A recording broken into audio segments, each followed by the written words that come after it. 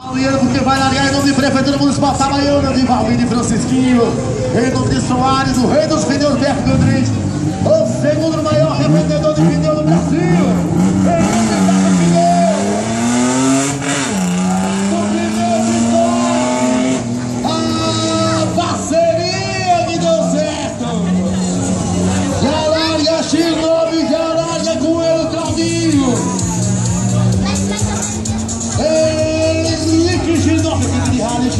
X9 dias. Larga com ele o Claudinho. Já prepara a próxima dupla. Já prepara a próxima dupla. Já prepara o Vinícius e o Cunha. Adosado. Trazendo na ponta dos dedos. Acelerando com o olho baixo do circuito o Claudinho. Em pra cima dele vão tentar chegar juntinho pra alegria da galera itabaiana. Na alegria da galera itabaiana. Na X9 já montou no redor.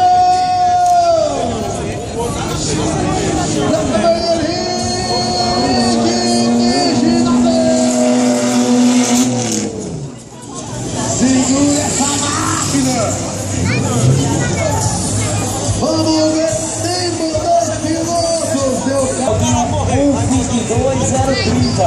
1:22 do Claudinho e 1:17:796 o tempo do Henrique X9. Valeu, alô, safadão! Safadão no bar do safadão! Vamos lá, já realinhando. Vai pra largar, pra segunda largada. Já tá realinhando, guardando pela direção de prova. De olho no Pinheirinho. De olho, atenção, Jacinto. Atenção, Jacinto. Calma, segura ele. Aguardando o ok da direção de prova. Agora sim!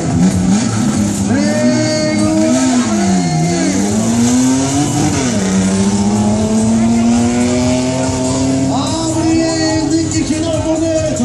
O Claudinho indo embora! Agora! Briga pela última volta! Tava no começo da abertura do Edson Claudinho! Executiva do Edson Claudinho! Já pegou no refil! Um circuito montado de velocidade! E você conferindo! E quem não conferiu agora vai poder conferir a vida dos colegas. Entra lá no site da tvofferroad.com. Entra lá no site e vai conferir os vídeos oficiais desse evento. Entra também na página da Master Drones, também tem cobertura aérea, com drones, fotos terrestres também, você confere também por ângulos diferentes. Ou vai lá na página do Dentão, no final do Dentão, do meu olho. Já tem lá os cliques do Dentão. Já apontou no Dentão, já vem no Dentão. A última curva do X9. A última curva do X9, entra Valmir. Última curva do X9, agora. Já vem Claudinho dentro do Valentim, já está preparado para dar o tempo do piloto. Vamos lá, tempo do piloto, tempo do X9, 1:17:822.